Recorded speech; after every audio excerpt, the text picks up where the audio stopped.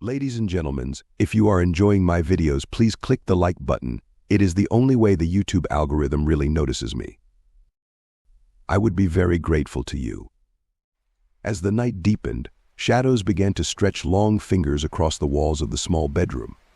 The soft hum of a lullaby playing from a music box couldn't drown out the creeping anxiety in the young boy's mind.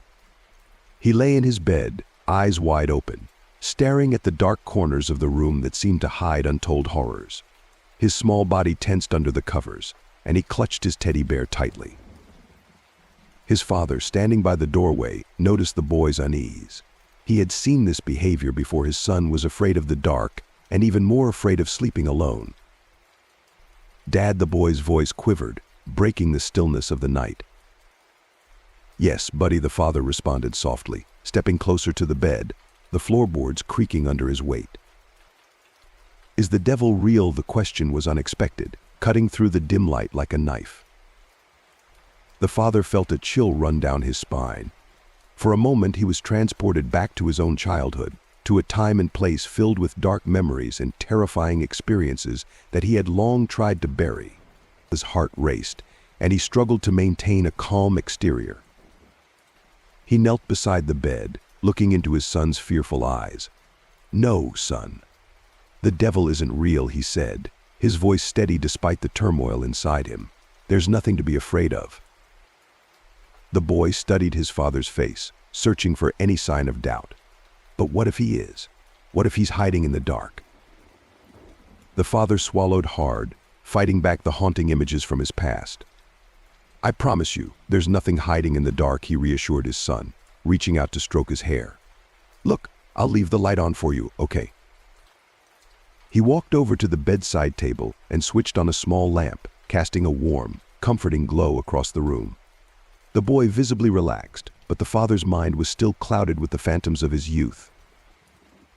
As he left the room, closing the door gently behind him, he couldn't shake the flood of memories that the simple question had unleashed. He remembered being a child, just like his son, spending summers in the remote village at the foot of the mountains. The village where his grandmother would tell chilling stories about the forest and the malevolent spirits that were said to inhabit it. One particular summer stood out. He was 12 years old, excited about the adventures that awaited in the dense, mysterious forest. But those adventures had taken a dark turn, leading to a series of events that had scarred him deeply. Back in his own bedroom, the father sat on the edge of his bed, trying to suppress the vivid recollections. His mother had always dismissed his grandmother's tales as mere folklore, but he knew there was something more to them, something real and terrifying. He could still hear his grandmother's voice, warning them about the hidden evil in the forest, about the dangers of wandering too deep into the woods. He closed his eyes, taking deep breaths, attempting to anchor himself in the present. He needed to be strong for his son, to protect him from the fears that had once haunted him. But as he lay down, he couldn't help but wonder if some evils never truly went away, if they merely waited in the shadows, ready to resurface when least expected.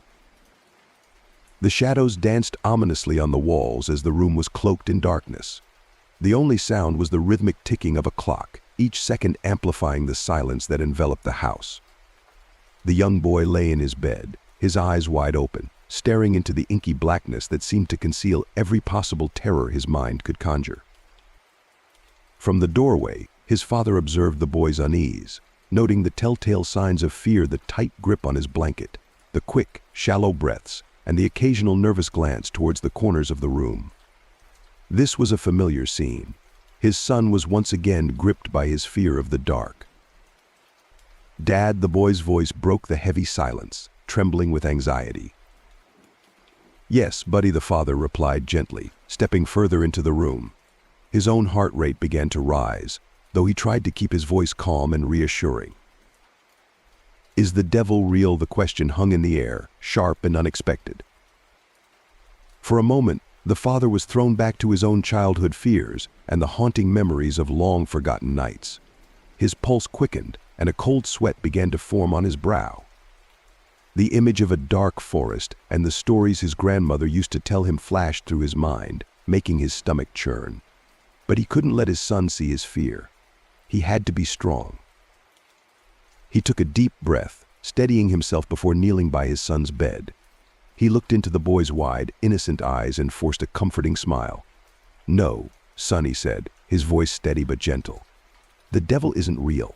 There's nothing to be afraid of." "But what if he is?" the boy pressed, his voice barely above a whisper. "What if he's hiding in the dark?" The father felt a pang of panic, but he quickly buried it. "There's nothing in the dark that isn't there in the light," he said, his tone as soothing as he could manage. "The darkness can't hurt you." He could see the doubt in his son's eyes, the lingering fear that his words alone couldn't dispel. He needed to do more to comfort him. "Look," he said, standing up and walking to the bedside table, "I'll leave this light on for you."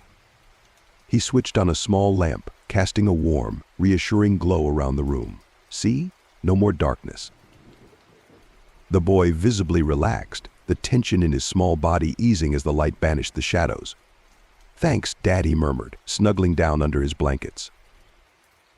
The father ruffled his son's hair, forcing a chuckle. "You're welcome, buddy. Now get some sleep, okay? I'll be right down the hall if you need me." As he left the room and gently closed the door behind him, his own fear resurfaced. He could still hear his grandmother's voice, warning of hidden evils in the forest, evils that haunted his dreams and fueled his nightmares. He walked back to his own room, the memories of his childhood creeping in, unbidden and unwanted. His thoughts drifted back to the summer when he was 12, the summer when the lines between myth and reality had blurred in the most terrifying ways. His grandmother's stories of the forest spirits, of the hidden dangers lurking among the trees, had seemed like just that, stories. But then came that fateful night, the night that had forever changed his understanding of fear. Sitting on the edge of his bed, he tried to shake off the memories. He had to be strong for his son. The lies he told were necessary, he convinced himself, to protect his boy from the fears that had once consumed him. He lay down, staring at the ceiling, his mind still racing.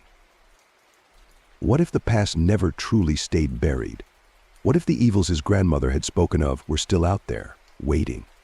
He closed his eyes, taking deep breaths, hoping that his own fears would not find their way into his son's dreams. The light he had left on in his son's room was a small comfort against the vast darkness, but sometimes, he thought, even a small light could make all the difference. The father's mind was a battleground, a place where shadows of the past waged war against the fragile peace he had tried to construct over the years. As he lay in bed, the soft glow from his son's nightlight barely filtering into his room, he couldn't shake the vivid memories that now resurfaced, clawing their way to the forefront of his consciousness. He was 12 again, standing on the threshold of a summer that promised adventure but delivered nightmares instead. It was the summer spent in the remote village at the foot of a sprawling mountain range, a place where nature was both beautiful and terrifying.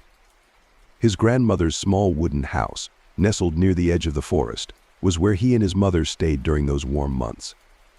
The air was always thick with the scent of pine and the sweet aroma of wildflowers, a deceptive mask for the dangers that lurked in the shadows of the towering trees. His grandmother had often warned them about the forest. She spoke of the spirits that inhabited the dense woods, spirits that were not benevolent but malevolent, waiting for the unsuspecting to venture too far into their domain. "Stay close to the paths," she would say, her eyes dark with unspoken fears, "and never, ever stay in the forest after dark." But like most 12-year-olds, he had dismissed her stories as mere folklore, the ramblings of an old woman steeped in superstition. His mother, pragmatic and skeptical, had reassured him there was nothing to fear, that the tales were just that, tales meant to keep children in line. Yet there was something in his grandmother's voice, a tremor that spoke of personal experience, that always sent a chill down his spine. One day, ignoring his grandmother's warnings, his mother decided they should camp in the forest to experience its beauty firsthand. They packed their gear, excited for the adventure that awaited. The forest was enchanting at first, a vibrant world teeming with life. They hiked deep into the woods, setting up camp in a small clearing that seemed perfect for a night under the stars. As dusk settled and the forest symphony of sounds changed to a quieter, more eerie tune, he began to feel the first inklings of fear. The trees, once majestic and welcoming, now loomed like silent sentinels, their branches clawing at the darkening sky. The firelight flickered, casting long, dancing shadows that seemed to move with a life of their own. That night he awoke to a deep, unnatural silence. The usual sounds of the forest rustling leaves, chirping insects were gone, replaced by an oppressive stillness. He glanced at his mother, who was fast asleep, her face serene in the dim light of the dying fire. He wanted to wake her, to tell her something was wrong, but a strange paralysis gripped him. Then he saw it. A figure standing just beyond the circle of light cast by the fire. At first he thought it was a trick of his imagination, but as his eyes adjusted, the figure became clearer. It was a woman, dressed in an old-fashioned white dress, her face pale and eyes dark, almost hollow. She stared at him with an intensity that froze his blood. He wanted to scream, to wake his mother, but no sound would come. The woman raised her hand, beckoning him to come closer. He shook his head, inching closer to his mother, hoping to draw strength from her presence. But when he looked back, the woman had moved closer, her movements unnatural and jerky. The fear was overwhelming, a visceral terror that he had never known before. Somehow, he managed to wake his mother. She groggily asked what was wrong, but before he could explain, she saw the figure too. Her face went pale, and she quickly stoked the fire, causing the woman to retreat into the shadows. They sat there, huddled together, until the first light of dawn. By then the woman was gone, but the terror she instilled remained. The next morning they packed up and left the forest, cutting their trip short. His grandmother didn't say "I told you so," she didn't have to. Her knowing look was enough. That summer marked the end of his childhood innocence. The forest, once a place of wonder, had become a place of nightmares. He never spoke of the woman again, not to his mother, not to his grandmother. It was a secret he buried deep, hoping it would stay hidden. But now, as an adult, with his own son asking questions that threatened to resurrect those buried fears, he realized that some nightmares never truly fade. They merely lie dormant, waiting for the right moment to reemerge. The past was not something he could easily escape, and as he lay there, he wondered if he ever truly would. The father's memories of his childhood summers were a blend of joy and haunting shadows. As he lay in bed, trying to suppress the resurfacing fears, he couldn't help but recall the vivid details of those times spent at his grandmother's village, nestled at the foot of a sprawling mountain range. Every year, as the school term ended, he would eagerly anticipate the long journey to his grandmother's quaint wooden house. The village was a picturesque haven, surrounded by dense forests that stretched up the mountains, their peaks often shrouded in mist. The air was always crisp and fresh, filled with the earthy scent of pine and the sweet fragrance of wildflowers. It was a stark contrast to the bustling city where he lived, and he cherished the tranquility it offered. His days in the village were filled with adventures. Each morning he would set out with his mother into the heart of the forest, or as the locals called it, the taiga. The taiga was a vast, enchanting wilderness, teeming with life and brimming with secrets waiting to be discovered. He loved the feeling of the soft forest floor under his feet, the way the sunlight filtered through the canopy, casting dappled shadows on the ground. He and his mother would spend hours exploring the forest, following winding paths and sometimes forging their own way through the underbrush. They had a particular fondness for mushroom hunting, a skill his mother had mastered and was eager to pass on to him. She taught him how to identify the edible mushrooms, pointing out the subtle differences between the safe ones and their poisonous counterparts. It was a game of patience and keen observation, and he delighted in the thrill of finding a particularly elusive specimen. When they weren't searching for mushrooms, they were foraging for berries. The forest was a treasure trove of wild strawberries, blueberries, and raspberries, their vibrant colors standing out against the green foliage. He would fill his small basket, sneaking a few into his mouth when his mother wasn't looking, savoring the burst of sweetness. Evenings in the village were equally enchanting. They would return home with their baskets full, the sun beginning its descent behind the mountains, casting a golden glow over the landscape. His grandmother would be waiting for them, ready to turn their day's harvest into a delicious meal. The scent of freshly cooked mushrooms and berry pies would fill the house, mingling with the comforting smell of the wood-burning stove. After dinner, they would sit on the porch, the cool evening air filled with the soothing sounds of the forest. His grandmother would tell stories, her voice a gentle murmur blending with the rustling leaves and distant hoots of owls. She had a way of weaving tales that made the forest come alive in his imagination, speaking of the ancient spirits that watched over the land and the hidden magic that lay within the trees. But there was one story his grandmother often repeated, a cautionary tale about the dangers that lurked deep within the taiga. She spoke of a hidden evil, an ancient darkness that could lead astray those who ventured too far. While his mother dismissed these stories as mere folklore, he couldn't help but feel a shiver of unease whenever his grandmother's voice took on that solemn, warning tone.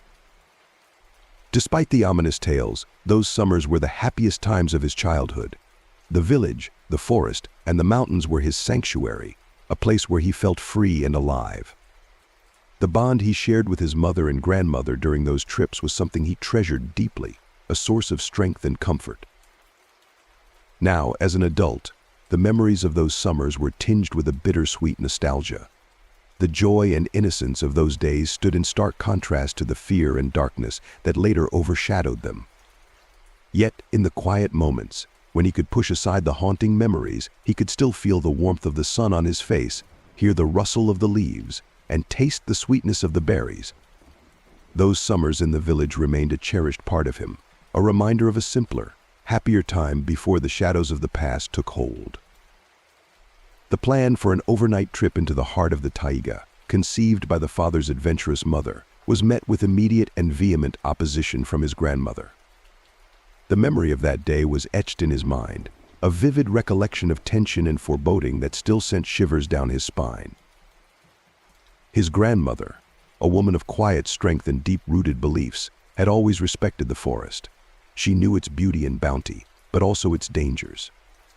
Her small wooden house, perched at the edge of the village, seemed a safe haven, but beyond its boundaries lay the vast, untamed wilderness that commanded her reverence and caution. When his mother announced her plan to spend the night in the forest, his grandmother's reaction was swift and resolute. Her weathered face, usually calm and composed, became a mask of concern. She pulled his mother aside, speaking in hushed, urgent tones that were impossible to ignore. "You mustn't go into the taiga at night," she warned, her voice trembling slightly. "There are things in that forest, things you cannot understand. It is not just the animals or the elements, there is a hidden evil, a darkness that has been there for centuries." His mother, practical and modern, laughed off the warning. "Mama, you worry too much. We'll be fine. We know the forest well, and we'll be careful." But his grandmother was insistent, her fear palpable. "It's not just the forest itself. There are spirits, malevolent forces that have lured many into their traps. They can deceive you, play tricks on your mind. You think you know the forest, but at night it becomes a different place." As a 12-year-old boy, he watched the exchange with growing unease. His grandmother's words struck a chord of fear deep within him, a fear he couldn't shake. He had always trusted her instincts, her deep connection with the land and the old ways.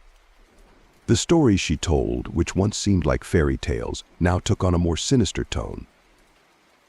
His mother, however, remained undeterred. She dismissed the warnings as mere superstition, relics of a bygone era. "We'll take precautions," she assured, smiling confidently. "We'll stay on the path, keep the fire burning, and come back at the first light." But his grandmother would not be placated. She turned to him, her eyes filled with a desperate plea. "Promise me you'll be careful. Promise me you'll remember what I've taught you. If something feels wrong, if you sense anything unusual, come back immediately." He nodded, unable to find his voice. The fear in his grandmother's eyes was unlike anything he had seen before. It wasn't just the fear of a cautious elder, it was the fear of someone who had witnessed the darkness she spoke of, someone who had survived it. That night, as they packed their gear and prepared for the journey, he felt a growing sense of dread. His mother's excitement and determination contrasted sharply with his grandmother's warnings, creating a dissonance that left him on edge. He couldn't help but glance back at the house, where his grandmother stood on the porch, watching them with anxious eyes. As they set off into the forest, her final words echoed in his mind. "Remember, the forest is alive, but it is also haunted. Respect it, and never let your guard down." The weight of her warning pressed heavily on him as they ventured deeper into the taiga. The forest, once a place of wonder and discovery, now seemed to hide unseen dangers in its shadows. Every rustle of leaves, every snap of a twig, set his nerves on edge. His mother's reassurances did little to calm him. The deeper they went, the darker the forest became, the trees closing in around them like silent sentinels. By the time they reached their campsite, he was jumpy and alert, every sound amplified by his heightened senses. As they set up camp and night began to fall, his grandmother's warnings felt more real than ever. The forest, once a familiar friend, now seemed a place of secrets and hidden threats. He hoped his mother was right, that their precautions would be enough. But deep down, a part of him couldn't shake the feeling that they were not alone, that something ancient and malevolent watched from the shadows, waiting. And as the firelight flickered and the forest settled into an eerie stillness, he couldn't help but feel the creeping tendrils of fear, the echoes of his grandmother's words whispering in his mind, a chilling reminder of the hidden evil that lurked in the heart of the taiga. As the sun dipped below the horizon and the forest around the village settled into a deep, shadowy stillness, the father's grandmother decided it was time to share a story, one she hoped would serve as a stark warning to his mother. The evening air was cool, filled with the faint scent of pine and the distant calls of nocturnal creatures beginning their nightly routines. They sat around the kitchen table, the dim light of an old kerosene lamp casting long, flickering shadows on the wooden walls. The grandmother's face, lined with the wisdom and wear of many years, took on a grave expression. Her voice, usually warm and comforting, carried a weight of solemnity as she began her tale. Long ago, before the time of roads and cars, this village was isolated, surrounded by the vast, impenetrable taiga. The people here lived in harmony with the forest, respecting its boundaries and its secrets. But there were always stories, whispers of malevolent spirits that dwelled in the mountains and deep woods. These were not mere fairy tales, they were warnings, passed down through generations. His mother, practical and skeptical, gave a slight smile. "Mama, these are just old legends. Surely we can't take them seriously in this day and age." But the grandmother's eyes bore into hers with a fervor that demanded attention. "These are not just legends," she insisted. "I've seen things, and so have many others in this village. We don't speak of them lightly, and we certainly don't ignore them." She leaned closer, her voice dropping to a near whisper, drawing them into the story. "There are spirits in these woods, dark spirits that guard the mountains and the deep forest. The elders called them the Leshy and the Kikimora. The Leshy, the forest lord, could change his size and appearance at will, leading travelers astray, deep into the wilderness, where they would never be found. The Kikimora, a spiteful spirit, would invade homes and cause mischief, but her true terror was in the forest, where she lured the unwary to their doom." The father, then a young boy, listened with wide eyes, the flickering lamplight playing on his face, enhancing the eerie atmosphere. His grandmother's words painted vivid pictures in his mind, images of shadowy figures moving through the trees, unseen eyes watching from the darkness. "One summer," she continued, her voice tinged with sadness, "a young couple decided to ignore the warnings. They were in love, filled with the arrogance of youth, believing they could conquer the forest. They ventured deep into the taiga, planning to spend a few nights under the stars, far from the safety of the village." The grandmother paused, her gaze distant as if recalling the events herself. Days passed, and the couple did not return. The villagers formed a search party, but they found no trace of them. Only their campsite remained, eerily untouched, as if they had simply vanished into thin air. His mother's smile had faded, replaced by a thoughtful frown. She opened her mouth to speak, but the grandmother held up a hand, signaling that the story was not yet finished. A week later, the grandmother went on. A hunter stumbled upon the young woman, wandering the forest in a daze. She was disheveled, her clothes torn, her eyes wide with terror. She spoke of strange lights and whispering voices, of being led deeper and deeper into the woods by a figure she couldn't quite see. She never found her lover, and she never spoke again, her mind lost to whatever she had encountered. The room was silent, the weight of the story settling over them like a heavy fog. The father felt a chill run down his spine, his imagination running wild with images of the haunted forest. "These spirits are not to be trifled with," the grandmother concluded, her voice a mix of warning and sorrow. They are ancient and powerful, and they do not take kindly to those who intrude on their domain. You must respect the forest and its unseen inhabitants. Never venture too far, and never stay beyond the light of day." His mother sighed, a mix of frustration and concern in her eyes. "I understand your fears, Mama, but we'll be careful. We won't go too deep, and we'll make sure to stay safe." But the grandmother shook her head, her expression resolute. "It's not enough to be careful. You must believe, truly believe, that the danger is real. Only then can you hope to avoid it." The father, sitting quietly, absorbed every word, the seeds of fear and caution firmly planted in his young mind. That night, as he lay in bed, he couldn't shake the images of the dark spirits, the haunting eyes in the shadows, and the lost souls who had dared to challenge the forest's secrets. And so the grandmother's story lingered with him, a shadowy presence that would haunt his thoughts whenever he ventured into the woods. Her words were a constant reminder of the unseen forces that ruled the Taiga, forces that could turn the peaceful, sun-dappled forest into a labyrinth of terror with the fall of night. The fire crackled softly in the hearth as the father listened to his grandmother recount a story that had haunted her for years. Her eyes, usually filled with warmth, were shadowed with a distant fear as she recalled the day she and his grandfather had become lost in the taiga. "It was many years ago," she began, her voice low and trembling slightly. "Your grandfather and I were much younger then, full of energy and confidence. We decided to venture deeper into the forest than we had ever gone before. It was a beautiful morning, the kind that makes you feel invincible, like the forest is your friend. We packed some food, a compass, and set off, eager to explore." She paused, her fingers tightening around the edge of the table. At first, everything was perfect. The sun filtered through the canopy, casting dappled light on the forest floor. Birds sang from the treetops, and the scent of pine filled the air. We walked for hours, admiring the beauty around us, collecting mushrooms and berries, enjoying each other's company.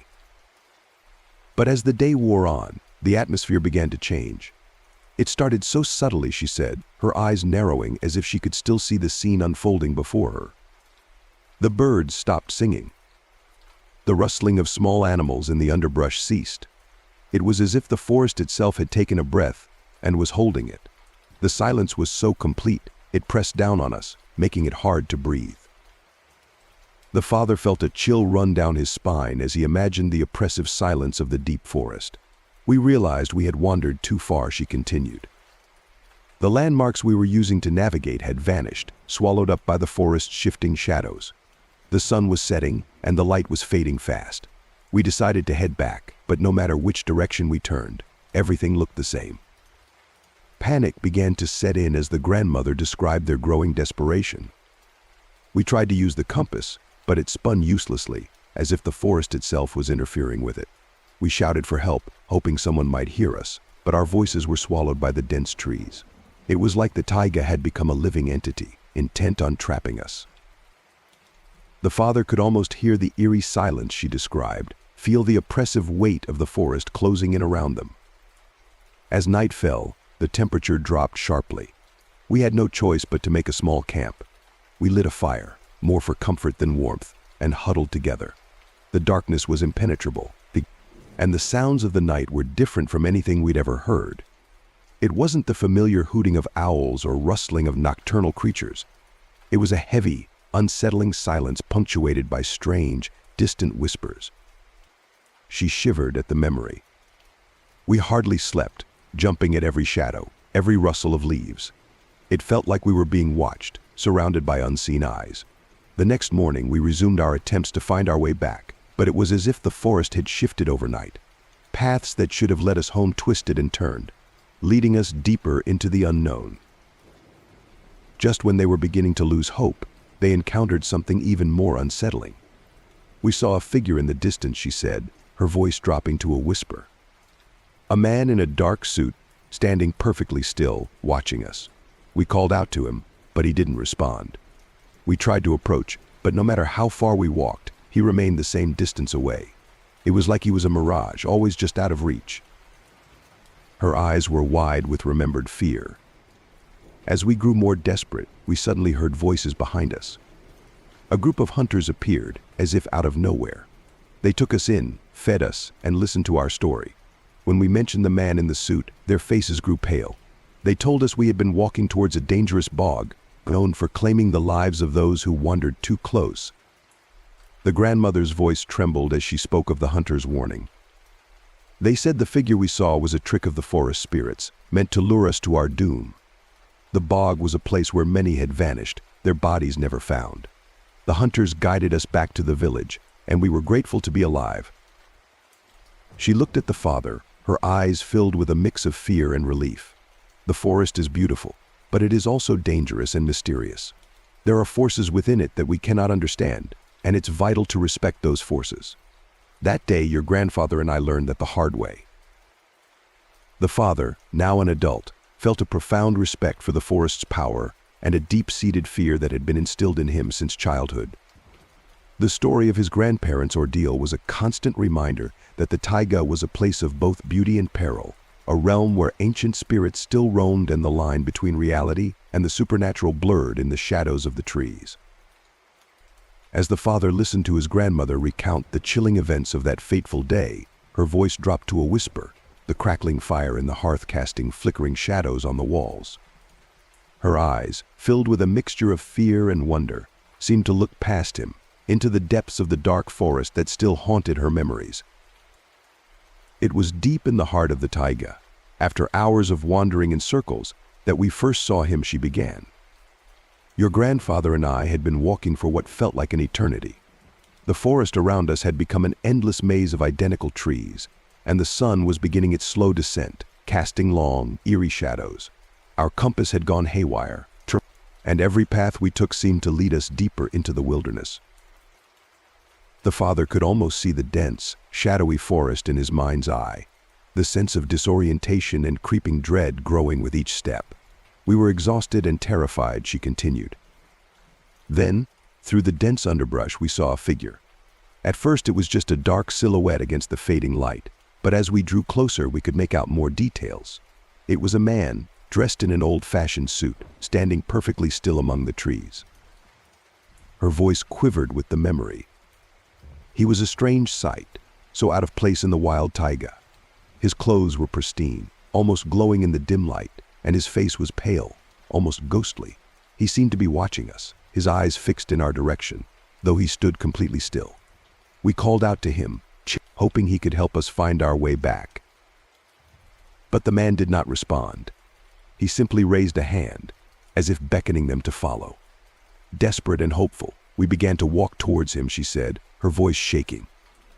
We thought he might be a guide, a forest ranger perhaps, someone who could lead us to safety.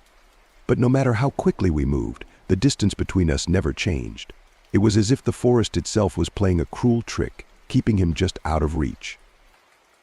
The father felt a shiver run down his spine. We started to panic, she confessed. We shouted louder, our voices echoing through the trees, but he remained silent, his hand still raised, motioning us forward. The forest around us seemed to grow darker and more menacing, the once familiar sounds of nature replaced by an oppressive silence. Her eyes glistened with tears. It was a nightmare. We were chasing a ghost through an endless forest. Our legs grew heavy and our breaths came in ragged gasps, but we couldn't stop. There was something about him, something compelling, that drove us to keep moving. But the more we pursued, the more the forest closed in around us. The father could almost hear the eerie silence, feel the weight of the oppressive darkness. Finally, just when we were about to collapse from exhaustion, we heard voices behind us. A group of hunters calling our names. They found us stumbling through the underbrush, disoriented and nearly delirious. The grandmother's voice grew softer, filled with a mixture of relief and lingering fear. They took us in, gave us water and food, and listened to our story. When we told them about the man in the suit, their faces grew pale. They told us we had been walking towards a dangerous bog, a place where many had disappeared, lured by strange visions and ghostly figures. The father felt his heart race as she concluded her tale. The hunters said the man we saw was no ordinary person, but a spirit of the taiga, a deceiver who lured the lost into the depths of the forest, to places from which they would never return. They warned us never to follow such apparitions again. The fire crackled, filling the silence that followed her words. The father's mind was a whirl of images: the ghostly figure in the suit, the dark, oppressive forest, and the desperate chase through the trees. His grandmother's story was a stark reminder of the mysteries and dangers that lurked in the heart of the taiga, a place where reality and the supernatural intertwined in the shadows of the ancient trees. The grandmother's voice trembled slightly as she recounted the moment of their unexpected rescue. Just when we thought we couldn't take another step, ready to collapse from exhaustion and fear, we heard voices calling our names from behind us. At first, we thought it was another trick of the forest, another hallucination sent to torment us. But then, we saw them, 3 rugged hunters emerging from the trees, their faces filled with concern. The father leaned in, captivated by the vivid recollection. They were a sight for sore eyes, the grandmother continued, a hint of a smile tugging at her lips. Dressed in sturdy clothing and carrying rifles slung over their shoulders, they looked like saviors from another world. They approached us cautiously, recognizing the desperation and terror in our eyes. One of the hunters, a tall man with a grizzled beard, spoke first. "You folks all right?" he asked, his voice rough but kind. My grandfather, barely able to speak from exhaustion, just nodded weakly. The hunters quickly led us to a small clearing where they had set up a temporary camp. There they offered us water and food, simple fare, but it tasted like a feast after our ordeal. The father could almost feel the warmth of the fire and the relief that must have washed over them as they sat with the hunters. As we ate, the hunters listened to our story with grave expressions. When we described the man in the suit, their faces darkened with a mixture of fear and anger. "You were lucky," the bearded hunter said, his voice filled with gravity. "You were heading straight for the mire of lost souls." The name sent a chill down the father's spine. "It's a treacherous bog," the hunter explained, "where many have vanished over the years. It's said to be cursed, a place where the spirits of the forest play their cruelest tricks. They lure the unwary with illusions and lead them to their doom." The grandmother nodded, her eyes reflecting the haunting memory. "The hunters told us that the man we saw was no ordinary person. They believed he was one of the spirits of the taiga, a malevolent force that preys on those who lose their way. They had heard many stories of people seeing apparitions that led them into danger, and the mire of lost souls was one of the most feared places in the region." The father could sense the gravity of the hunters' words, the way they spoke with a deep-seated respect and fear for the forest and its secrets. "They warned us never to follow such apparitions again," the grandmother continued. "They said that the forest has its guardians, both good and evil, and that we had encountered one of the latter. The hunters believed that the spirits of the taiga could be as treacherous as the terrain itself, and that it was vital to stay vigilant and respectful of the forest's mysteries." The father imagined the hunter's campfire flickering in the encroaching darkness, the warmth of the flames offering a stark contrast to the cold fear that had gripped his grandparents. The hunters stayed with us through the night, keeping watch and making sure we were safe. They shared stories of their own encounters with the strange and inexplicable, reinforcing the sense of awe and caution we felt. As dawn broke, the hunters led them back to safety, navigating the dense forest with practiced ease. When we finally emerged from the taiga, the grandmother said, her voice filled with gratitude, we felt as if we had been given a second chance at life. The hunters had saved us from a fate too terrible to contemplate, and their wisdom and bravery were a beacon of hope in the darkness.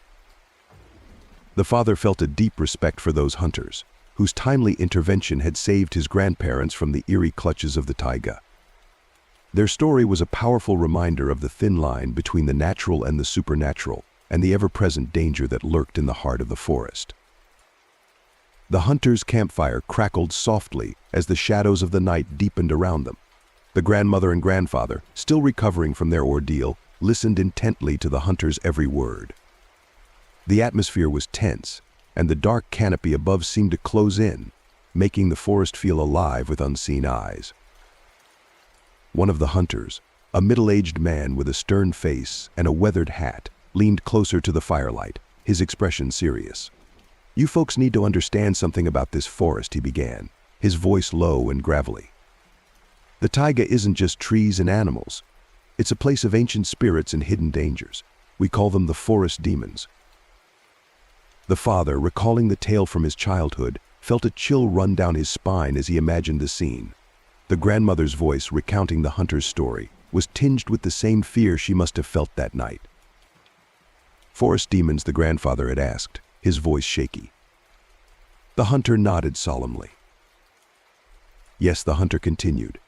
"They're not demons in the way you might think, no horns or tails. These spirits are more sinister. They blend into the forest, using illusions and tricks to lead people astray, especially at night when the mind is weary and the senses are dulled." Another hunter, an older man with silver hair and piercing blue eyes, spoke up. "We've seen it happen many times. People come into the forest for mushrooms, berries, or just to explore. And then they vanish. Days, weeks, sometimes months later, they're found deep in the taiga, far from any known path, their bodies mangled."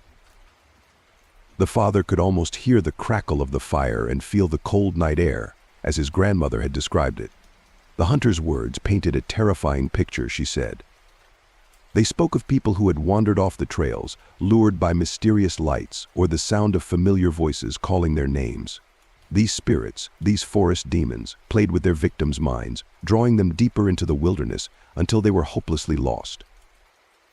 The stern-faced hunter added, "It's not just the getting lost that's the danger. Once you're in their territory, they torment you. They create visions, make you see things that aren't there. Some say they feed off your fear, growing stronger the more terrified you become." The grandmother's voice trembled as she continued. "The hunters told us that those who were found often bore signs of a terrible struggle. Their bodies were scratched and bruised, as if they had been fleeing from something horrific. The looks on their faces, pure terror frozen in death." The father shivered, imagining the horror those poor souls must have experienced. The old hunter spoke again, his tone heavy with warning. "This is why we stay vigilant and respect the forest. We never venture too far, and we always return before dark. The forest demons are most active at night, when shadows play tricks on the eyes and the mind is most vulnerable." The grandmother nodded, remembering the hunter's grave expressions. They believed the demons were part of the forest's natural balance, ancient spirits that had roamed these woods long before humans set foot here. The hunters had their own rituals and superstitions to protect themselves, like leaving offerings of food and drink at certain trees, and never speaking the names of the lost aloud. The father felt a deep respect for the hunters and their knowledge of the taiga's hidden dangers. Their tales were not just stories, but vital warnings passed down through generations to keep people safe. As we sat by the fire, the grandmother concluded, we felt both fear and gratitude. Fear of the unknown entities lurking in the forest, and gratitude for these hunters who had not only saved our lives but shared their wisdom with us. The taiga was no longer just a place of beauty and adventure. It was a realm of mystery and peril, where ancient spirits still held sway. The hunters who had rescued the grandmother and grandfather from the treacherous depths of the taiga were seasoned woodsmen, their lives intertwined with the rhythm and secrets of the forest. As the fire crackled warmly, casting flickering shadows on their weathered faces, the hunters shared their hard-earned knowledge about the dangers lurking in these ancient woods. One of the hunters, a grizzled man with a thick beard and sharp eyes, began to explain. "This part of the taiga is unlike any other," he said, his voice carrying the weight of countless nights spent under the forest canopy. "You might have noticed we don't see many bears around here. They steer clear of this area, and for good reason." The grandmother and grandfather exchanged puzzled glances. Bears were a common sight in the taiga, but their absence in this region seemed unusual. The grizzled hunter continued, "The bears know something we do. They avoid a specific territory deep in the woods. It's not the terrain or the lack of food, it's something much more sinister." The old hunter, who had remained silent until now, leaned forward. His silver hair gleamed in the firelight, and his blue eyes held a depth of wisdom and experience. "We call them the forest demons," he said, his voice a mere whisper that seemed to blend with the sounds of the night. "They are spirits of the taiga, ancient and malevolent. They thrive in the most remote parts of the forest, where the trees grow thick and the light barely penetrates." The father, recalling this story from his childhood, felt a chill run down his spine. The grandmother's voice had always grown hushed and serious when she spoke of the old hunter's words. These demons, she had said, aren't like the ones in fairy tales with horns and tails. They're far more elusive and dangerous. The old hunter continued, the forest demons are masters of illusion. They know how to deceive your senses, making you see and hear things that aren't there. Many a brave soul has been lured by their tricks, only to find themselves hopelessly lost in the labyrinth of the taiga. Another hunter, younger but equally stern, chimed in. The demons use the forest itself as their weapon. They can change the landscape, make paths disappear, and lead you in circles until exhaustion takes over. Once you're deep enough, they start to play with your mind. The father could almost hear the crackle of the fire and feel the tension in the air as his grandmother recounted the hunter's warnings. It's not just about getting lost, the young hunter had said. It's about the terror that sets in when you realize you're not alone, that something is watching you, manipulating you. The old hunter's voice had grown more somber. People have gone missing in these woods, more than we care to admit. Sometimes we find their bodies, far from any known path, their faces twisted in fear. It's as if they saw something so horrifying, it stopped their hearts cold. The grandmother had shivered at the memory, her eyes wide with the remembered fear. The hunters told us that the forest demons had been there long before humans, guardians of the taiga's deepest secrets. They don't like intruders and have ways to protect their realm. The grizzled hunter nodded. We respect the demons and their territory. We have our own ways to stay safe, rituals, offerings, and always staying on familiar paths. We never venture too far, especially not after dark. The father, listening to his grandmother's story, had always felt a mix of awe and dread. The taiga, once a place of adventure and beauty, had taken on a more menacing character in his mind. The hunter's tales were more than just folklore, they were a stark reminder of the forest's unpredictable and dangerous nature. As we sat by the fire, the grandmother had concluded, we felt both grateful and terrified. Grateful for the hunters who had saved us and shared their wisdom, and terrified of the invisible entities that roamed the taiga. From that night on, we knew the forest was not just a place of natural wonder, but a realm of ancient, powerful spirits. In the heart of the taiga, where the trees stand tall and the shadows dance with secrets, lies a tale as old as time itself, a tale of love, loss, and the mysterious beings that dwell in the depths of the forest.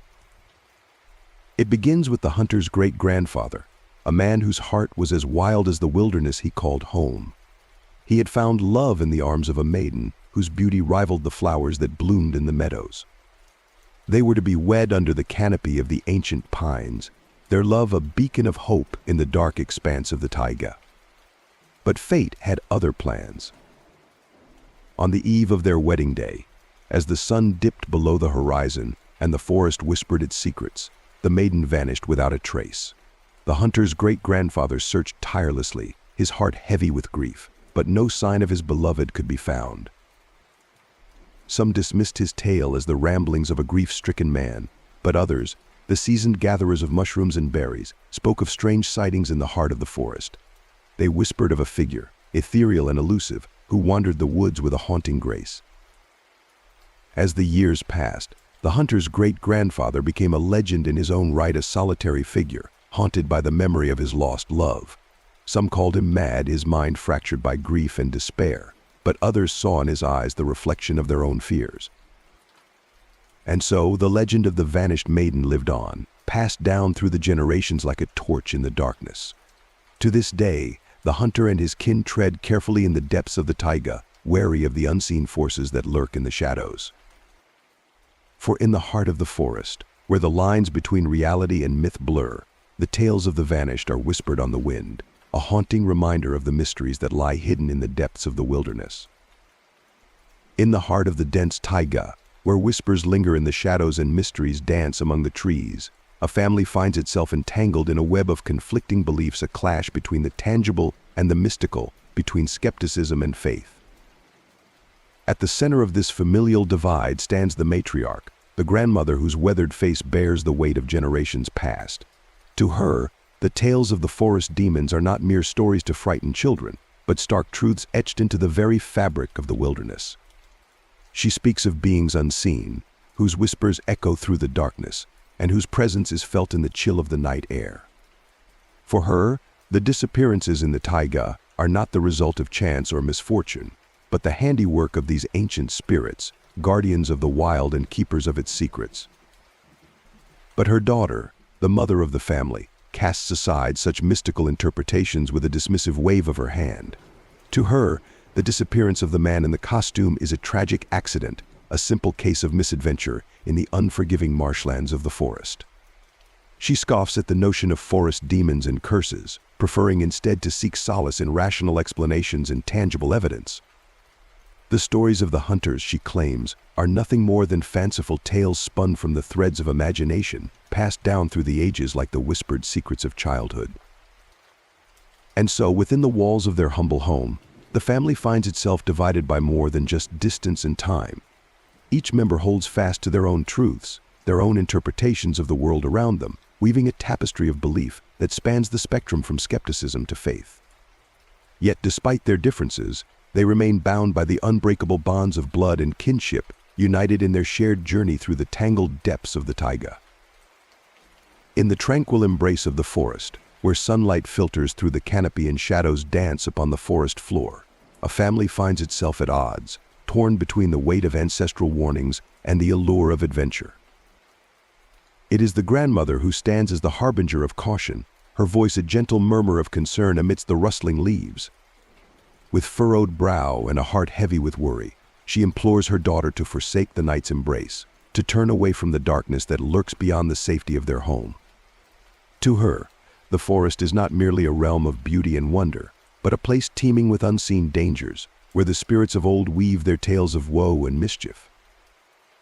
But the mother, headstrong and resolute, stands firm in her disbelief, her faith anchored in the certainties of the tangible world.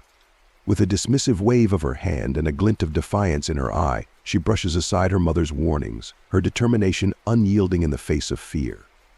To her, the forest is but a playground of possibility, a canvas upon which to paint the tapestry of her dreams.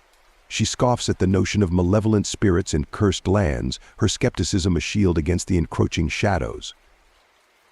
And so, as the sun dips below the horizon and the forest awakens to the symphony of the night, the family finds itself at a crossroads, their paths diverging in the gathering gloom.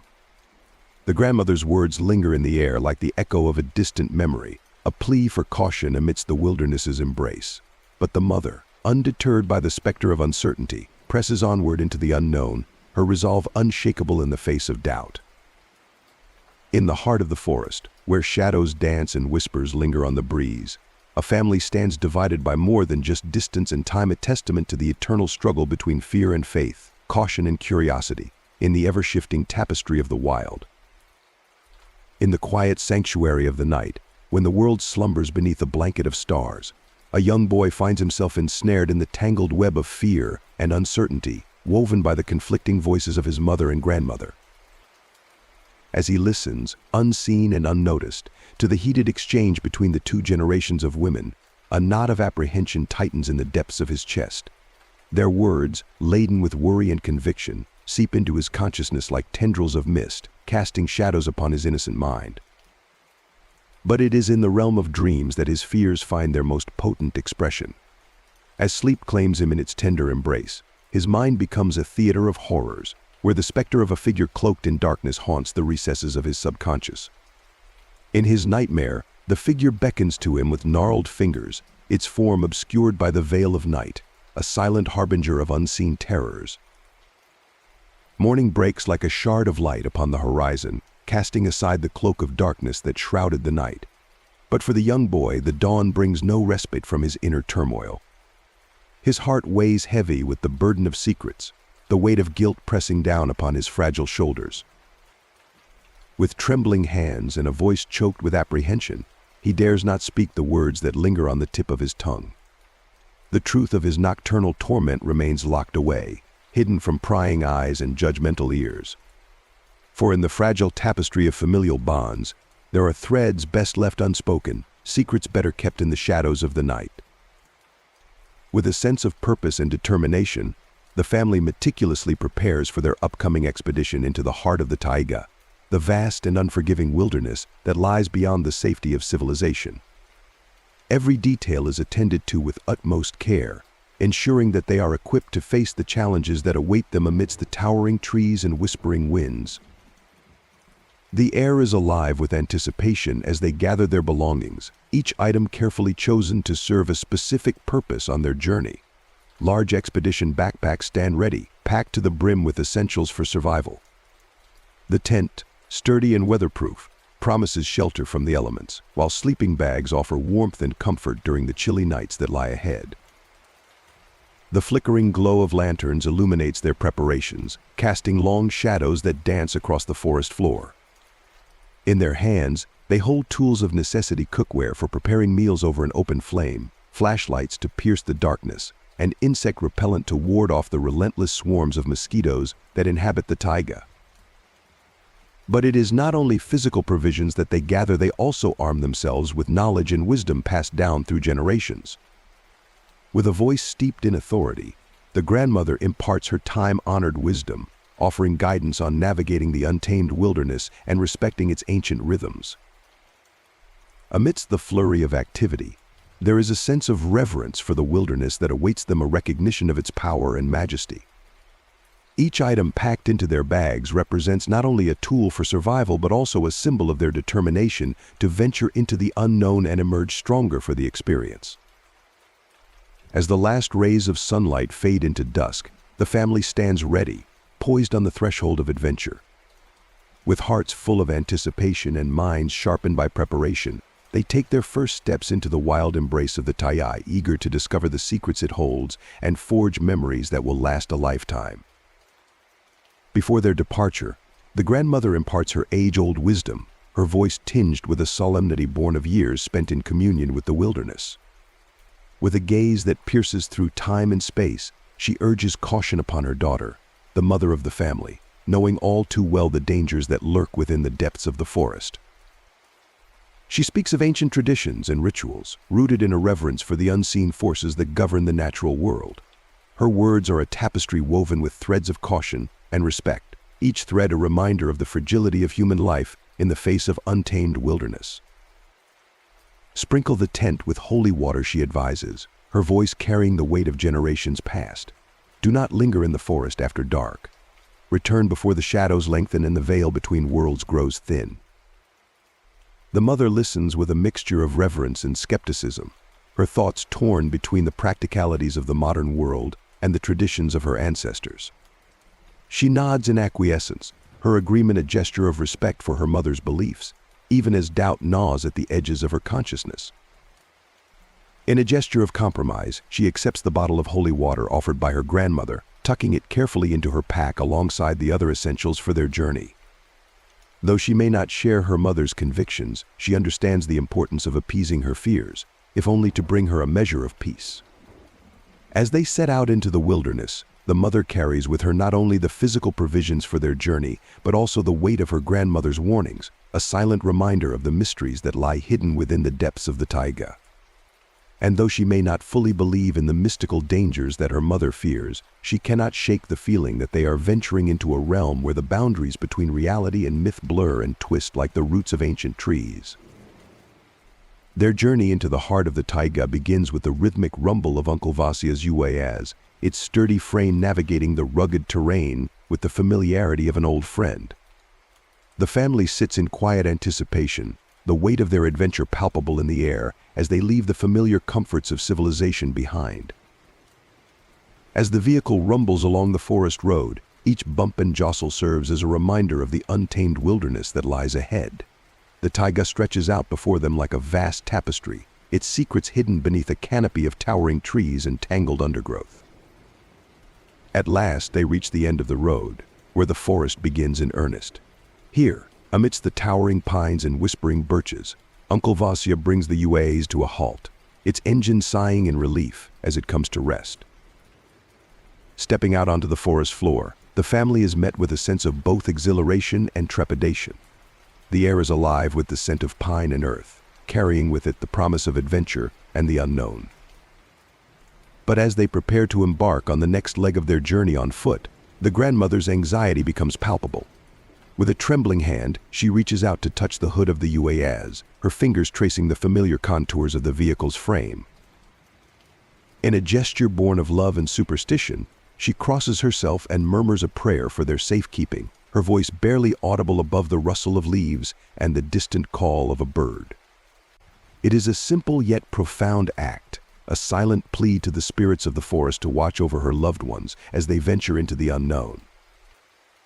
And as they set off into the depths of the taiga, the echoes of her prayer linger in the air, a whispered benediction that follows them like a guardian angel, guiding their steps through the tangled maze of the wilderness.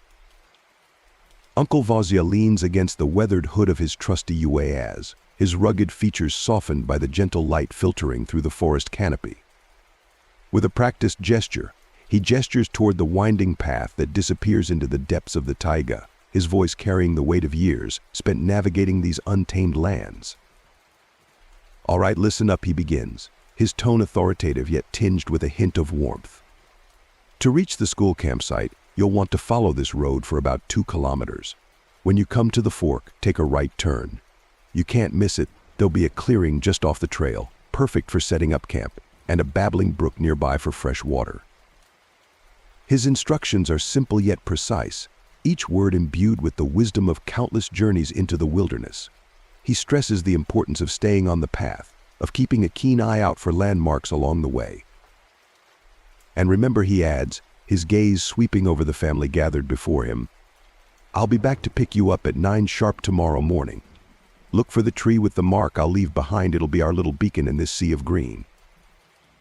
With a reassuring pat on the shoulder and a final nod of encouragement, Uncle Vasya retreats to his vehicle, the engine rumbling to life beneath his touch.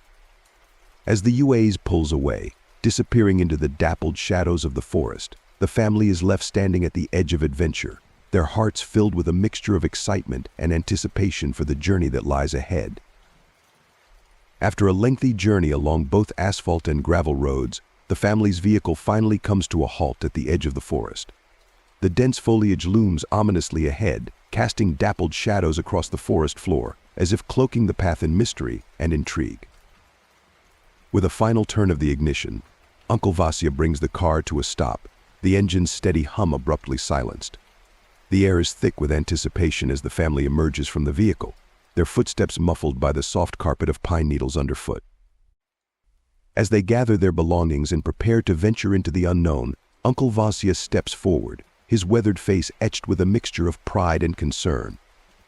With a gruff but heartfelt farewell, he imparts his final words of wisdom, wishing them luck on their journey and reminding them not to be late for their rendezvous the following day. With a last wave, Uncle Vasya disappears back down the road, leaving the family standing at the threshold of their adventure.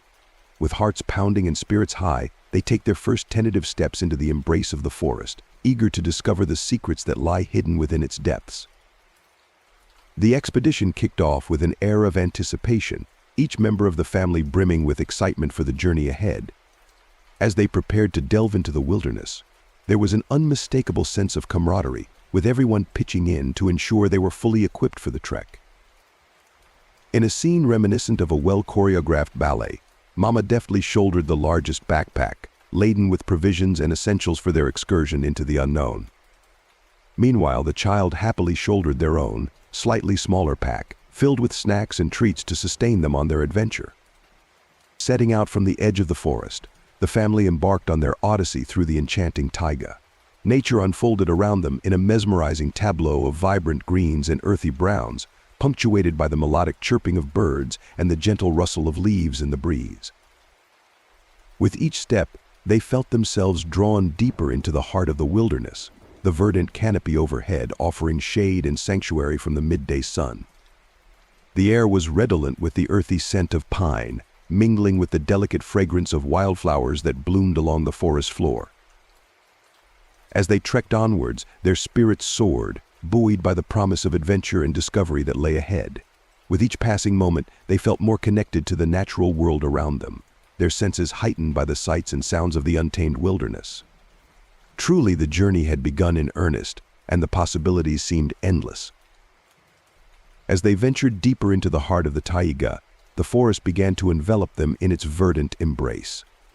The once dappled sunlight filtered through the dense canopy above, casting shifting patterns of light and shadow upon the forest floor.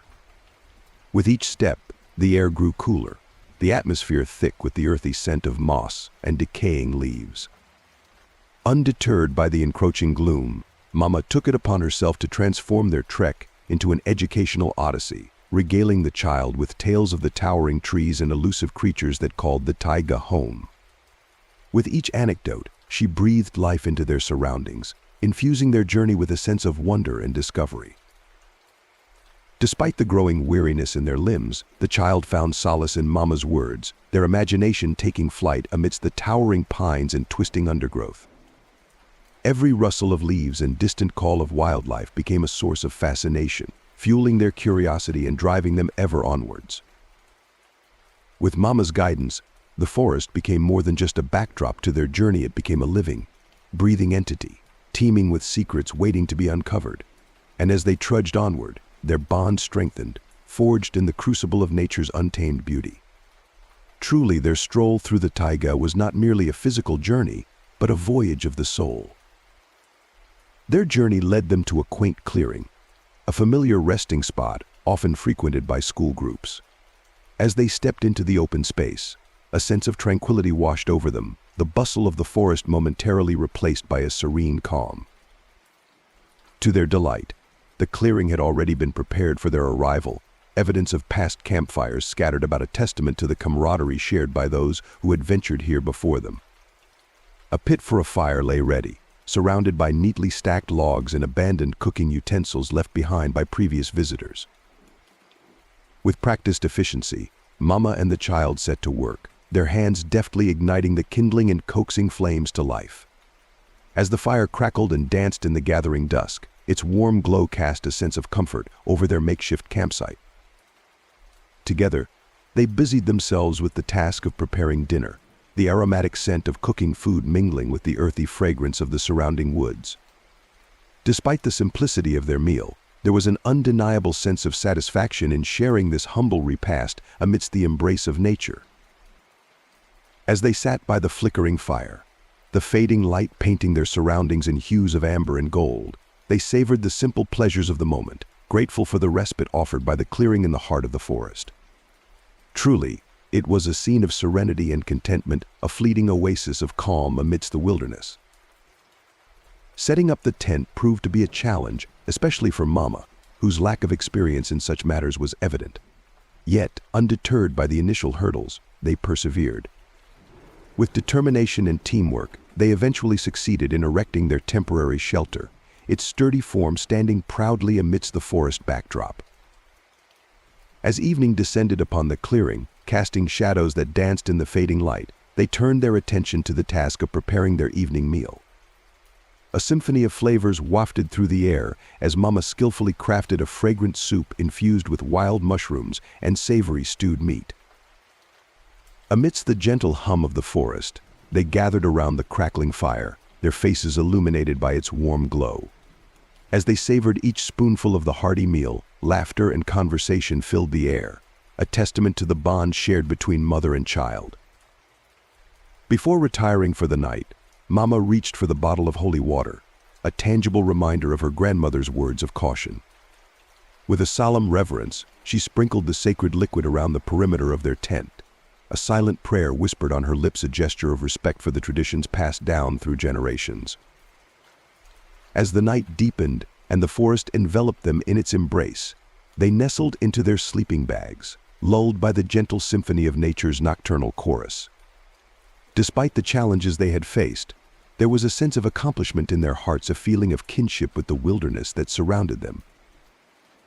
In the heart of the forest, where the shadows danced in the moonlight and the rustle of leaves whispered secrets to the night, a young child stirred from sleep. The darkness enveloped him like a shroud, pressing in from all sides, and a sense of unease settled in the pit of his stomach. With a soft sigh, he shifted in his sleeping bag, his mind still foggy with remnants of dreams. But as his senses sharpened, he became acutely aware of the urgent call of nature. Yet, as he glanced over at his mother, her form peaceful in slumber, he hesitated.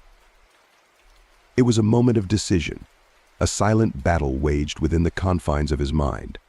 On one hand, the pressing need to relieve himself urged him to wake her, to seek comfort and reassurance in her presence. Yet, on the other hand, he couldn't bear to disturb her rest, knowing full well the effort she had exerted to organize their wilderness expedition. With a determined resolve, he made his choice. Gently untangling himself from his cocoon of blankets, he tiptoed across the soft forest floor, careful not to disturb the tranquility of the night. Each step was measured, every rustle of leaves beneath his feet a testament to his cautious movements. As he ventured further into the darkness, the cool night air kissed his cheeks, a soothing balm against the uncertainty that gnawed at his insides. And though his heart beat a rapid rhythm of apprehension, he pressed on, guided by a flickering beam of moonlight that pierced the canopy above. In the solitude of the forest, he found solace, his fears momentarily forgotten in the embrace of nature's nocturnal symphony. And as he returned to the safety of their camp, his mother's peaceful slumber remained undisturbed, a silent testament to the silent strength that lay within him. In the heart of the forest, where the shadows loomed like specters and the night air hummed with the secrets of the wilderness, a child found himself grappling with a potent mixture of fear and determination. Awakened by the urgent call of nature, he lay in his sleeping bag, his heart pounding a frantic rhythm against his ribs. The darkness seemed to press in from all sides, suffocating him with its weight, yet within him flickered a spark of resolve. Despite the tendrils of fear that coiled around his thoughts, he knew he had to confront his trepidation head-on. With trembling hands, he reached for the flashlight nestled amongst his belongings, its reassuring weight a lifeline in the abyss of night. Each step towards the tent's entrance felt like a leap into the unknown, his senses heightened to every rustle of leaves and hushed whisper of the breeze. As he emerged into the cool embrace of the night, the darkness seemed to swallow him whole, a daunting expanse that stretched endlessly before him. Yet with each tentative step, he felt a surge of courage welling within him, a defiance against the shadows that sought to ensnare him. Guided by the feeble beam of his flashlight, he navigated the labyrinth of trees, his footsteps echoing softly in the silence of the night. Each rustle of leaves beneath his feet sent shivers down his spine, yet he pressed on, propelled by a fierce determination to conquer his fears. And as he returned to the safety of the camp, his heart still racing with adrenaline, he knew that he had triumphed over the darkness, if only for a fleeting moment. In the quiet solitude of the forest, amidst the symphony of night sounds, he found a newfound strength, a resilience born from the depths of his own courage. In the hush of the night, as the forest whispered its secrets to the stars, a rustle stirred amidst the shadows, catching the attention of the young camper.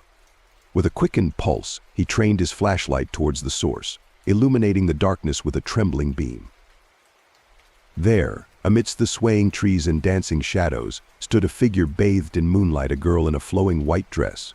Her presence was unexpected, ethereal, casting an otherworldly glow against the backdrop of the night. For a moment, the child was frozen in place, his heart hammering in his chest as he grappled with a potent mix of curiosity and fear. Who was she, this mysterious apparition that seemed to materialize from the depths of the forest? With each step closer, the air seemed to crackle with anticipation, the rustle of leaves beneath his feet a haunting echo in the stillness of the night. Yet, despite the chill that gripped his bones, he pressed on, drawn inexorably towards the enigmatic figure before him. As he drew near, the girl's features came into focus: pale skin, eyes gleaming like twin stars, and a smile that seemed to hold both wonder and sadness in its depths. She spoke not a word, yet her presence spoke volumes, a silent echo of a world beyond the realm of understanding.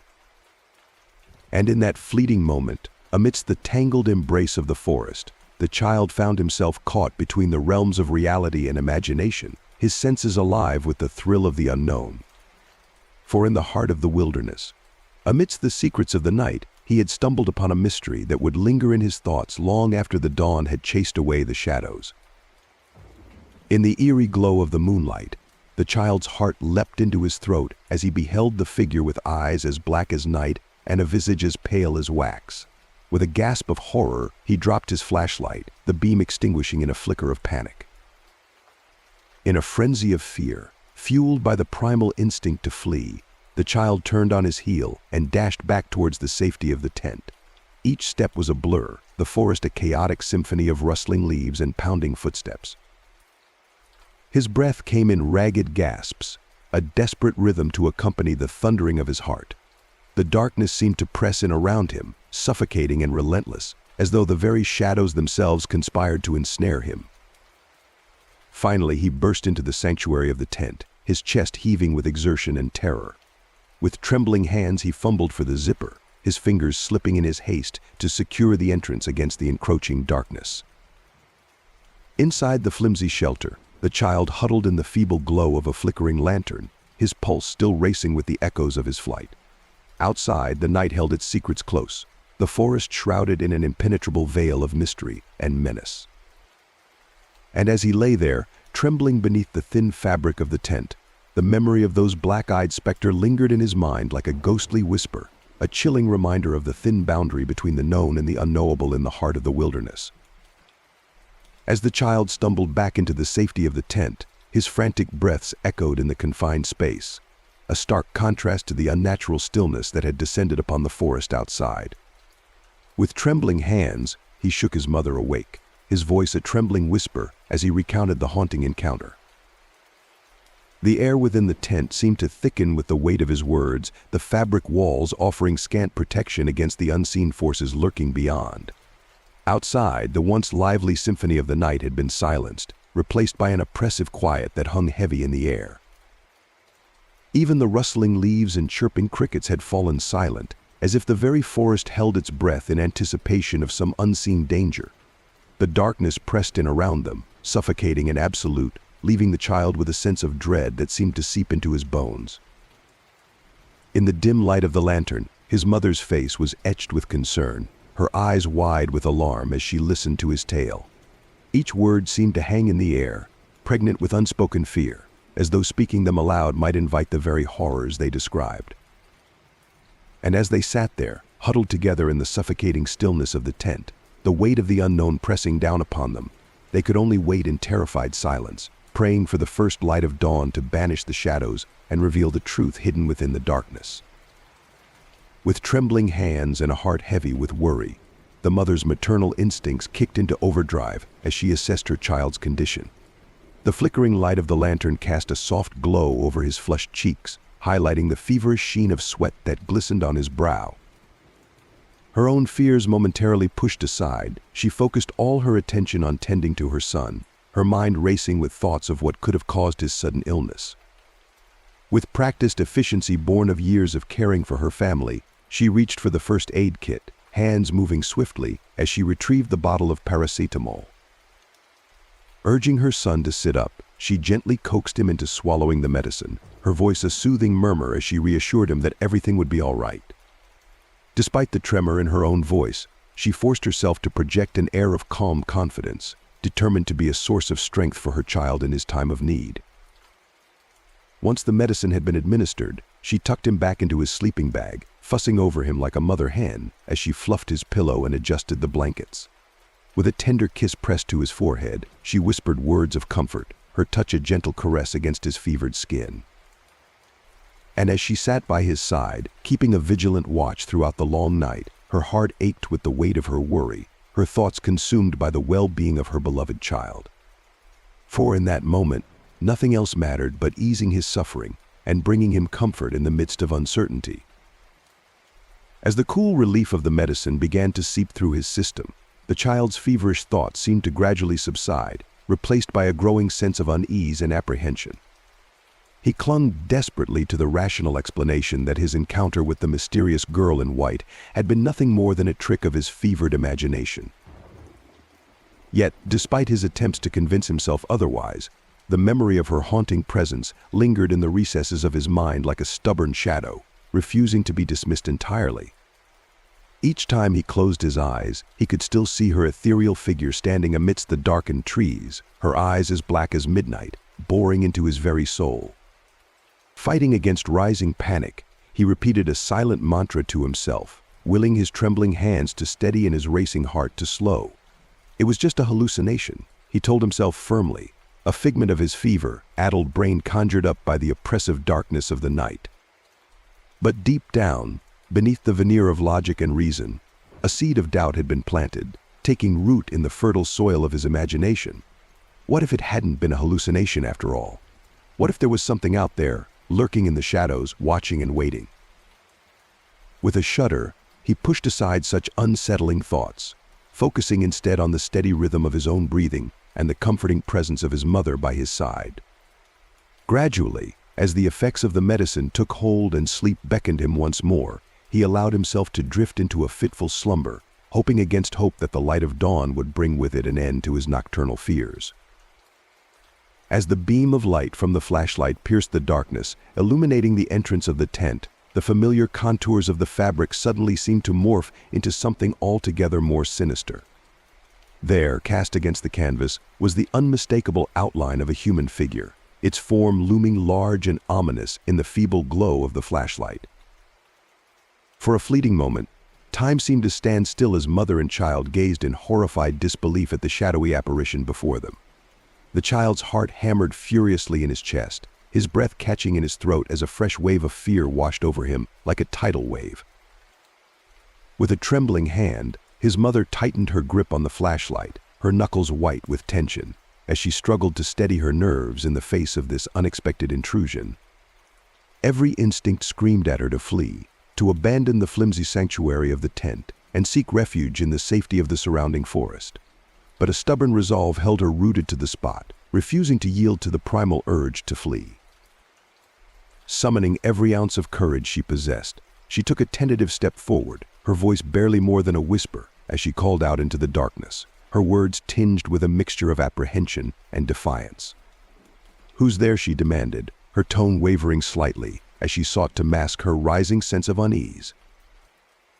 But there was no response, no sound save for the soft rustle of leaves in the night breeze and the distant hoot of an owl echoing through the trees.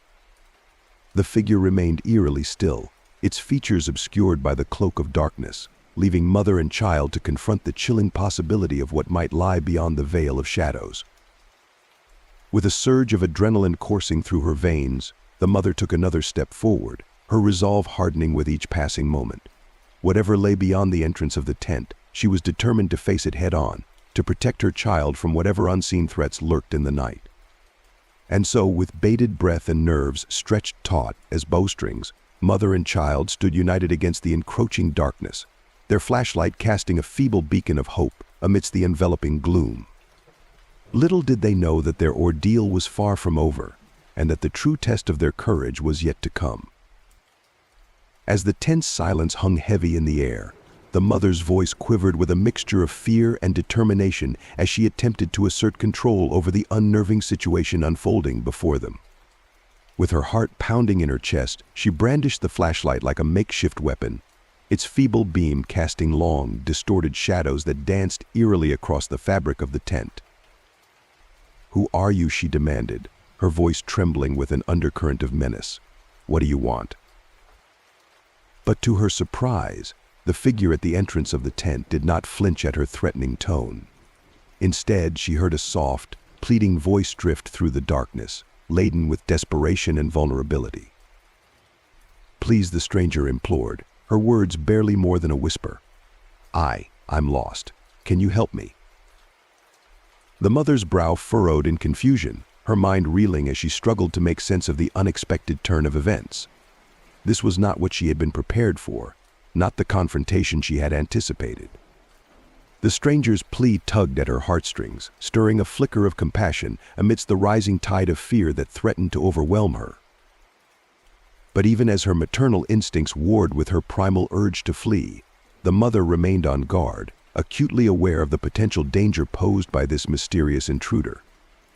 Her grip on the flashlight tightened, her knuckles turning white with tension as she weighed her options, her mind racing with 1,000 unanswered questions.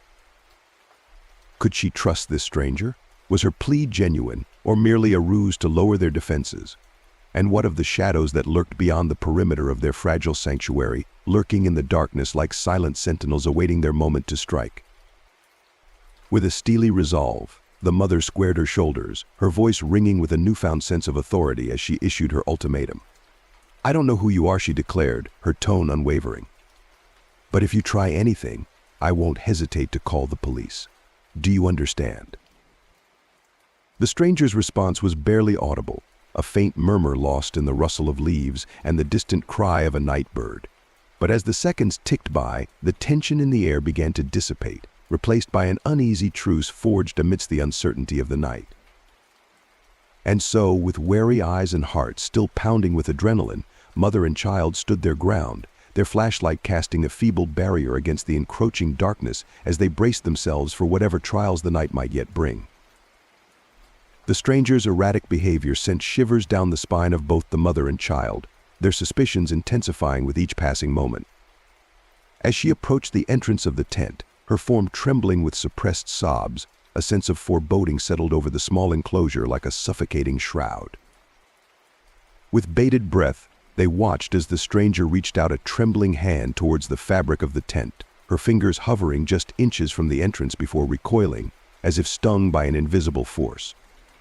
Her tear-streaked face contorted with anguish, her breaths coming in ragged gasps as she struggled to regain her composure.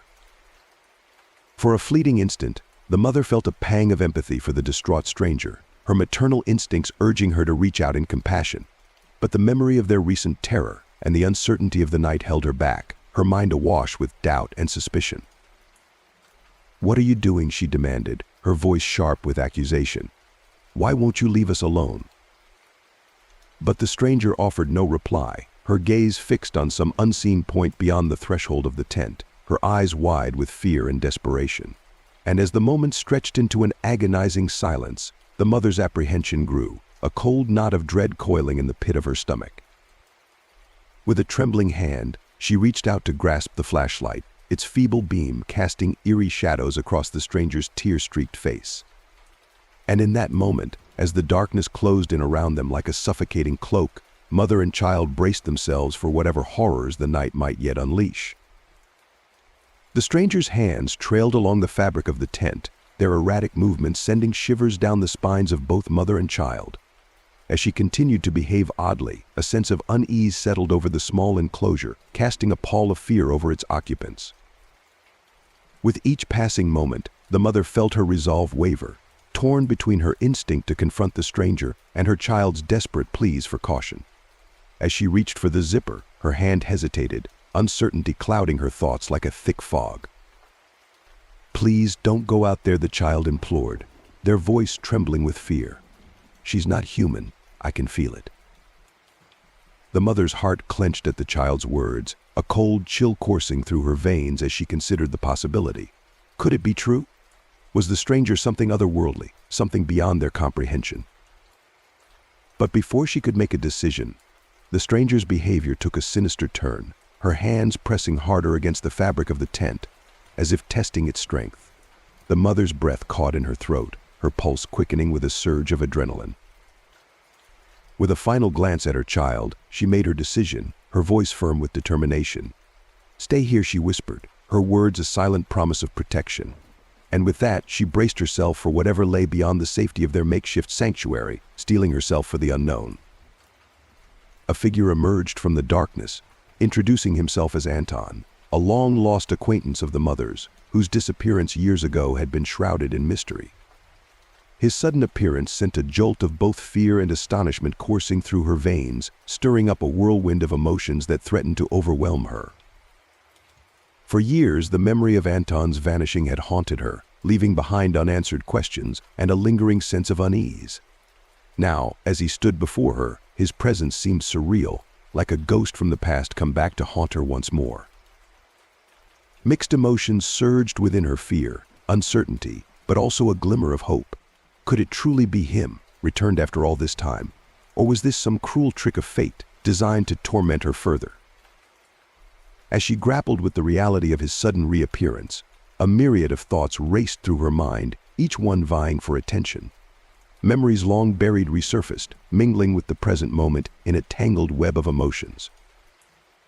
But amidst the chaos of her thoughts, one thing remained clear: Anton's return heralded the dawn of a new chapter, one filled with both promise and peril. And as she stood face to face with the man she once knew, she realized that the journey ahead would be fraught with uncertainty, but also with the possibility of redemption.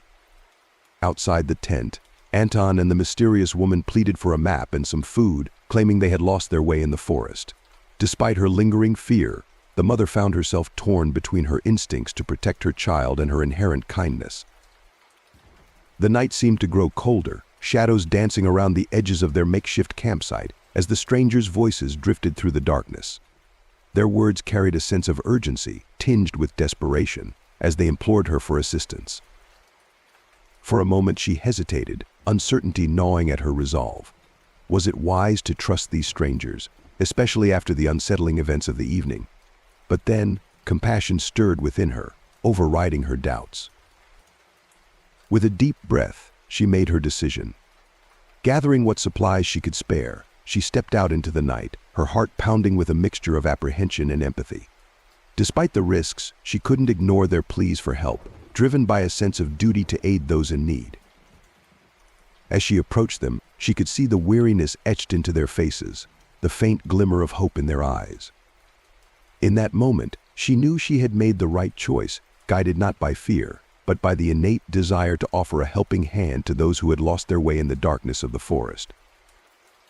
The child pleaded with his mother not to open the tent, overwhelmed by a powerful sense of danger emanating from the strange figures outside, especially the girl with her eerie black eyes and ghostly white smile. His heart pounded in his chest, fear gripping him like icy fingers as he clutched onto his mother's hand, his wide eyes fixed on the shadowy forms lingering just beyond the fabric of their shelter. Every instinct screamed at him to stay hidden, to avoid whatever malevolent presence lurked outside their fragile refuge. When the mother unzipped the tent to pass out the map and food, there was no one outside. Confusion mingled with her growing unease as she stepped out into the cool night air, scanning the surrounding darkness for any sign of the mysterious strangers.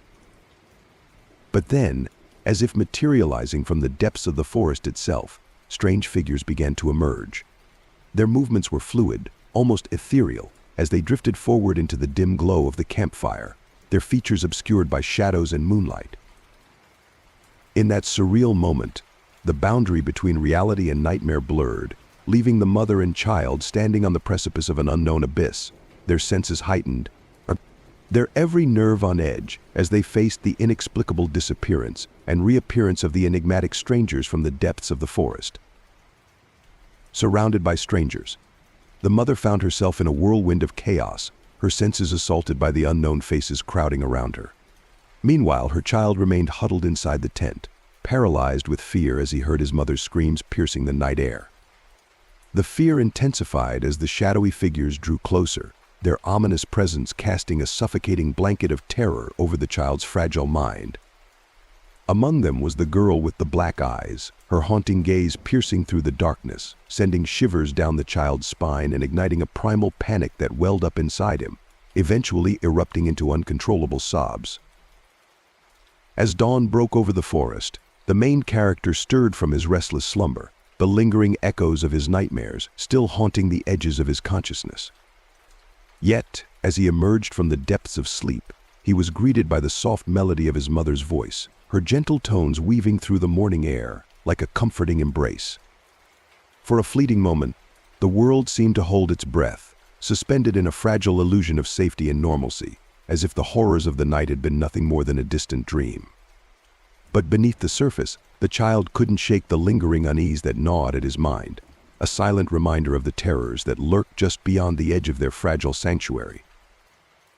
The child's heart sank as he rummaged through his mother's backpack, his fingers fumbling anxiously over the familiar contents. But as he reached for the map and the can of stew, his worst fears were realized. The map was gone, along with the comforting weight of the tin of stew. A chill crept down his spine, the tangible absence of these vital supplies serving as a stark confirmation of the harrowing events of the previous night. It was as if the darkness that had shrouded their camp had seeped into reality itself, leaving behind only echoes of its sinister presence. As the child's gaze fell upon his mother, a gut-wrenching wave of terror washed over him, freezing him in place. Her once warm and familiar features were now distorted into a grotesque parody of humanity. The light in her eyes had dimmed, replaced by a hollow emptiness that sent shivers down the child's spine. But it was her mouth that truly horrified him.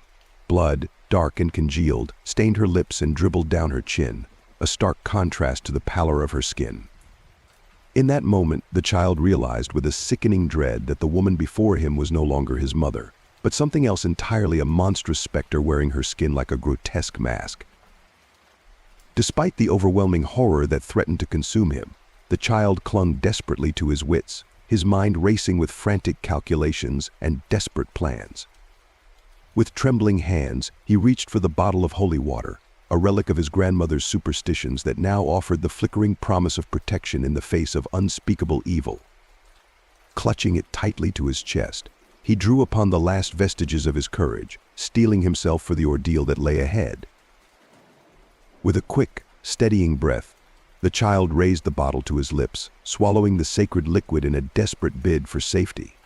The cool water burned as it coursed down his throat, a bitter reminder of the peril that surrounded him.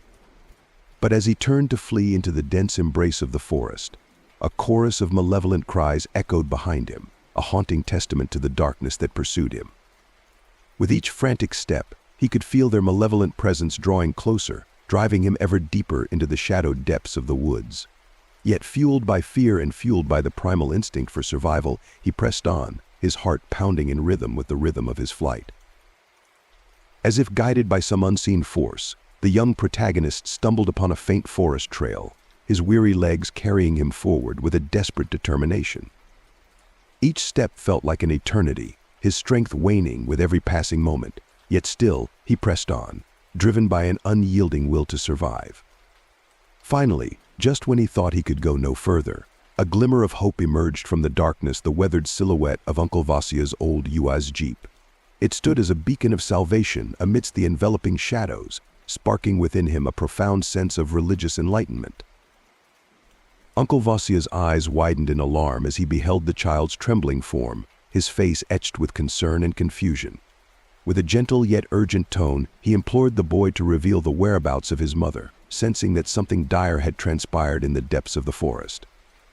Through tearful sobs and trembling breaths, the child recounted his harrowing tale to Uncle Vasia, each word laden with the weight of unspeakable terror. At first, the older man struggled to comprehend the magnitude of the boy's ordeal, his disbelief mingling with a growing sense of unease. Yet, as the full extent of the child's trauma unfolded before him, Uncle Vasia's skepticism gave way to a solemn realization of the darkness that lurked within the woods. At first, Uncle Vasia's heart leaped with joy at the sight of what appeared to be the boy's mother in the distance.